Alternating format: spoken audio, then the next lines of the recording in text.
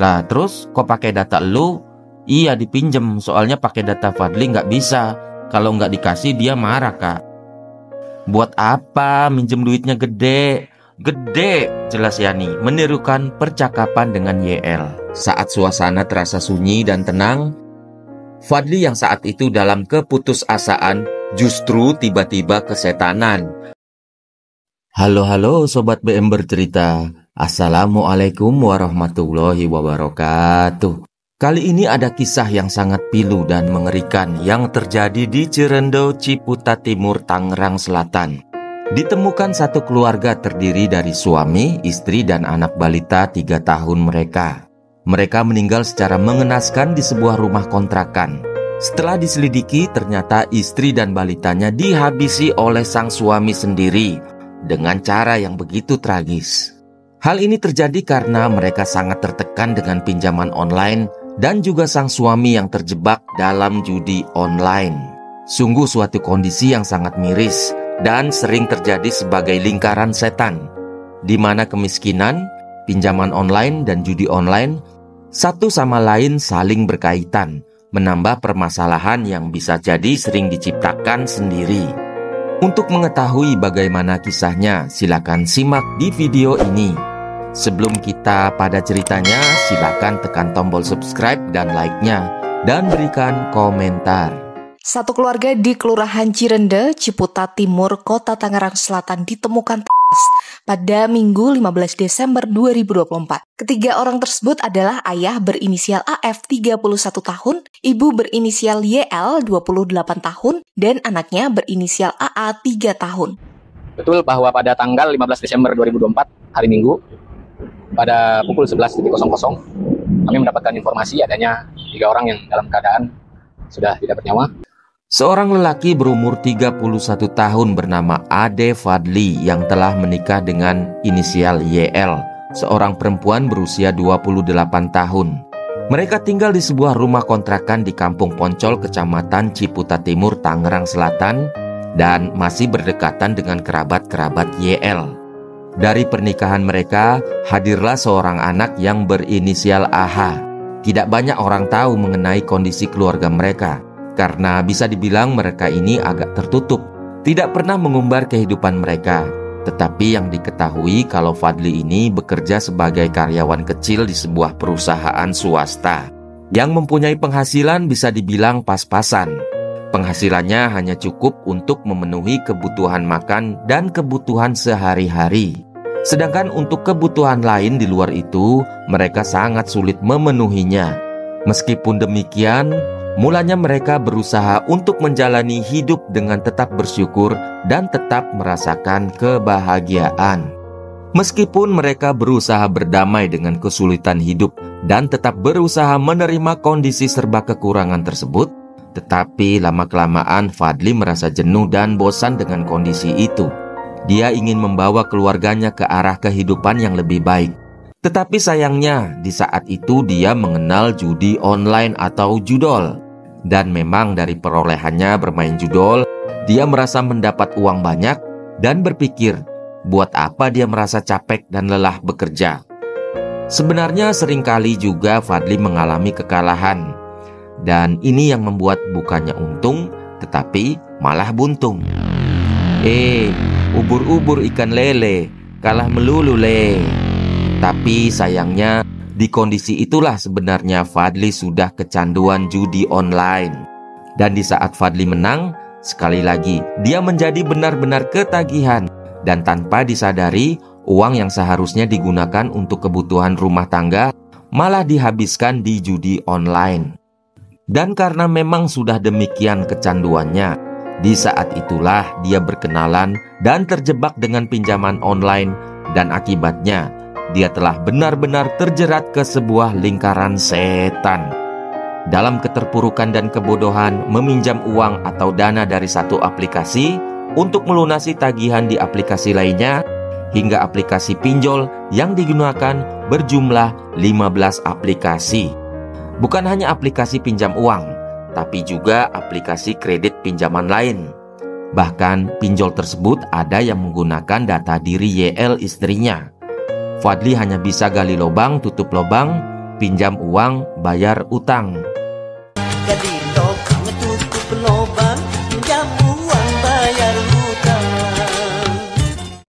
Alih-alih untuk memperbaiki hidup, keputusannya bermain judi online serta melakukan pinjaman online ini malah semakin membuat pikirannya buntu dan frustasi karena tekanan-tekanan untuk melunasi hutang-hutangnya itu.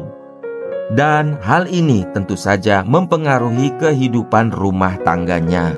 Setiap hari ada saja pertengkaran-pertengkaran yang terjadi antara Fadli dengan istrinya.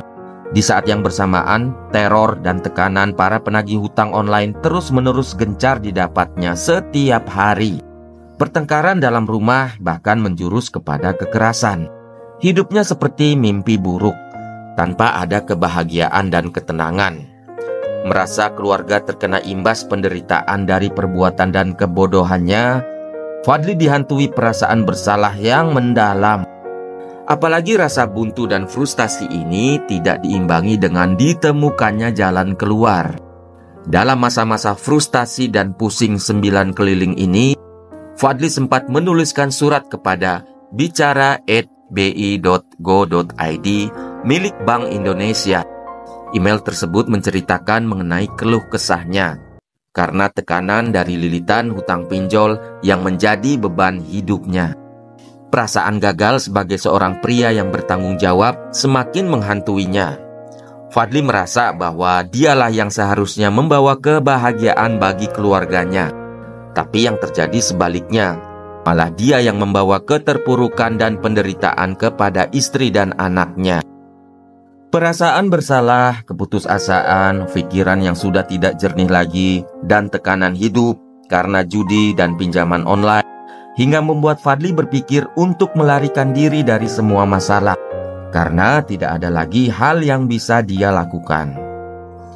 Namun sayang Sobat BM bercerita, yang dimaksud dengan melarikan diri oleh Fadli di sini bukanlah untuk melarikan diri sejauh mungkin, menjauh dari tempat dia berada sekarang, tetapi lebih dari itu. Dia ingin meninggalkan dunia yang dipikirnya hanya menjadi tempat dirinya menanggung beban hidup. Dan dalam pikirannya yang kacau untuk menebus rasa bersalah kepada istri dan anaknya, dia ingin mengajak serta mereka, karena dia merasa apapun yang dilakukan hanyalah menambah beban hidup mereka, bahkan membuat mereka terpuruk. Inilah yang dipikirkan Fadli di dalam keputusasaannya. Dalam pikirannya yang semakin gelap, dia merasa bahwa jalan ini adalah suatu jalan untuk menebus kegagalannya sebagai ayah dan suami yang baik. Singkat cerita, di 14 Desember tahun 2024, hampir jam 3 pagi, Fadli saat itu sedang kebingungan mencari cara bagaimana menghabisi dirinya dan menghabisi keluarganya. Sempat terpikir akan menggunakan racun, dan dia mencari pemberitaan tentang seorang juragan sepatu yang menenggak racun di Mojokerto. Beberapa menit kemudian terbersit kemungkinan lain yang menurutnya mudah, dan segera dia googling dengan kata kunci "How easy kill someone with knife", yang artinya penuh dengan pisau. Setelah mencari cara dan akhirnya pilihannya jatuh kepada menghabisi dengan cara menggunakan tali. Rencananya eksekusi akan dilakukan keesokan harinya pada Minggu 15 Desember 2024. Sebelum menjalankan aksinya, di saat itu Fadli berencana untuk menciptakan kebahagiaan bersama keluarga kecilnya. Dia akan mengajak jalan-jalan ke Ancol dan juga Monas, berusaha untuk membangun suasana harmonis sebelum pelaksanaannya. Sungguh ironi dan menyedihkan ya sobat. Ternyata di saat itu, tepat di Minggu pagi 15 Desember 2024, saat suasana terasa sunyi dan tenang, Fadli yang saat itu dalam keputusasaan justru tiba-tiba kesetanan dan langsung mengambil tali yang sudah dipersiapkan. Dengan perasaan hampa dan di luar kendali, Fadli menghampiri istri dan anaknya di dalam kamar dan menjerat keduanya sampai benar-benar kehilangan nyawa. Disitulah, di rumah yang seharusnya menjadi tempat yang aman untuk berlindung, Justru sang suami sekaligus ayah merenggut kehidupan kedua orang yang paling berarti dalam hidupnya. Diiringi penyesalan dan isak tangis, Fadli memikirkan semua kebodohan berdasarkan kesalahan-kesalahan dan masalah yang dia ciptakan sendiri. Dan setelah memastikan istri dan anaknya telah tiada, dia membiarkan mereka terbujur di dalam kamar. Segera dia menuju ke dapur menyiapkan dan melaksanakan niat untuk dirinya sendiri. Dia menyiapkan tali yang sudah diikatkan di plafon. Dalam sekejap, rumah yang dulunya menjadi saksi kebahagiaan mereka berubah menjadi saksi bisu musibah yang menimpa keluarga ini. Semua dilakukan Fadli dengan sangat tenang, hingga tidak ada seorang pun yang menyadari apa yang sudah terjadi di dalam rumah itu. Keesokan harinya, Yul, kok sepi? Kemana nih orang-orang? Udah jam 11 kok air belum dinyalain juga. Dia adalah Yani, kakak dari YL yang rumahnya memang berdekatan. Kok sepi? Yul. Karena butuh air dan kebetulan saklar untuk menyalakan air ada di dalam rumah Fadli. Yani tidak bisa menunggu lama dan sebisa mungkin diusahakan harus masuk ke dalam rumah itu. Dan pada akhirnya dia mendapati sebuah jendela yang tidak terkunci. Yani pun masuk dari situ. Ketika berada di dalam rumah, spontan Yani merasakan kesunyian yang tidak biasa. Mencekam, seolah-olah ada sesuatu yang tidak beres terjadi. Dan dia berusaha mencari keberadaan adiknya itu. Seketika dia shock ketika membuka pintu kamar, mendapati adiknya terbujur kaku di lantai dan keponakannya terbaring di kasur dengan kondisi yang sama. Saya masuk kamarnya, adik saya udah geletak. Saya bangunin adik saya, kok pada dingin badannya. Semua udah pada biru-biru.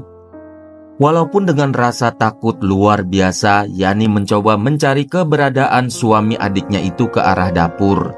Dan ternyata disitulah dia melihat Fadli sudah tergantung dalam keadaan tidak bernyawa. Segera setelah kesadarannya pulih dengan apa yang dilihatnya, Yani menangis dan berteriak sejadi-jadinya. Berlari keluar dengan histeris memanggil beberapa tetangga untuk meminta pertolongan. Saya pikir lakinya kabur, lakinya nggak ada. Habis itu saya teriak-teriak. Saya udah panik. Lakinya kemana ini? Ucap Yani. Terus kencing saya ke kamar mandi. Kok pintunya kekunci ya Yan? Katanya. Nggak tahu siapa yang buka pintunya, yang dobrak pintu kamar mandi. Tetangga saya ngelihat katanya dia udah gantung diri. Mulut AA juga udah berbusa. Udah gitu di sininya sambil nunjuk ke arah pinggir bibir. Di sininya di leher ada kayak bekas geretan gitu. Birunya lehernya kayak abis diikat, kata Yani. Polisi yang tiba di tempat kejadian melakukan olah KTP. Polisi yang tiba di tempat kejadian melakukan olah TKP untuk melakukan penyelidikan. Dan jasad ketiganya pun dievakuasi ke Rumah Sakit Fatmawati untuk dilakukan otopsi.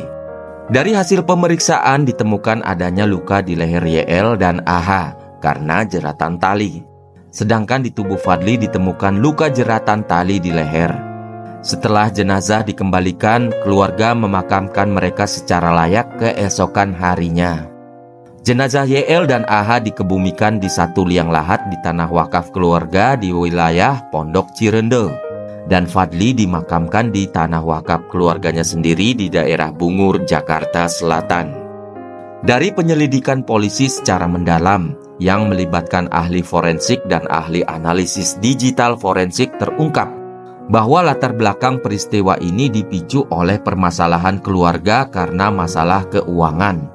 Dan dari bukti yang didapat dari handphone milik YL, didapat percakapan mengenai keluhannya terhadap suami terkait hutang pinjaman online yang sangat-sangat membebani keluarga.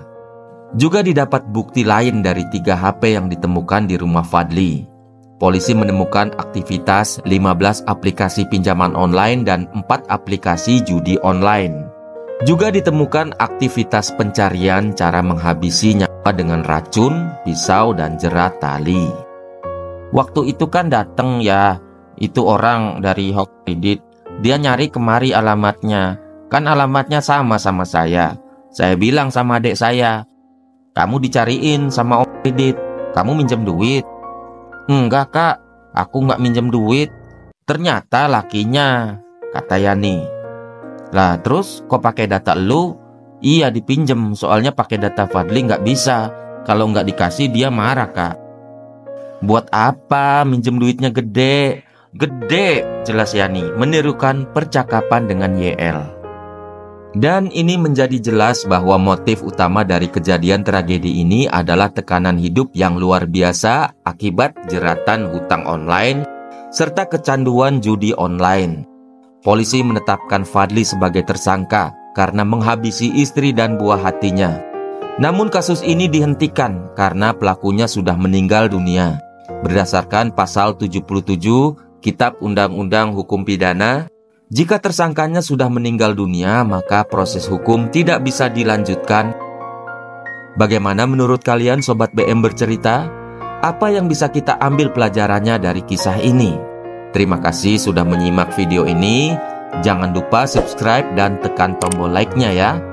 Sampai jumpa lagi di video lain. Wassalamualaikum warahmatullahi wabarakatuh. Have a nice day, love your family, and bye-bye. Judi menjanjikan kemenangan.